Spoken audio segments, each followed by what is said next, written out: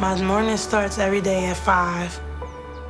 We probably catch the bus between maybe 4 or 5 hours a day. A car, you know, we really need a car. My wife, Sharon, she had breast cancer. We got doctor's appointments. I can't go to the games like I want to. We've definitely had our challenges. Not having a vehicle, it's definitely a holdback physically because I can't get to where I need to be.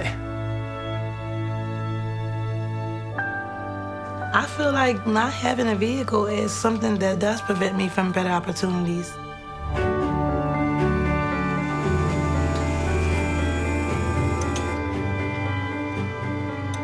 We're so excited about this initiative because it's what we do best, right? We fix cars. And we know that by fixing these cars, we can also fix lives in the community. We were touched when we heard about the great things that you guys are doing in your community. On behalf of Midas, we'd like to present you this car. Thank you! This is fantastic! I'll be back! This is gonna be something that's gonna be very beneficial to me and my kids. I mean, I love my boys. I want them to have a better life than what me and their mother had.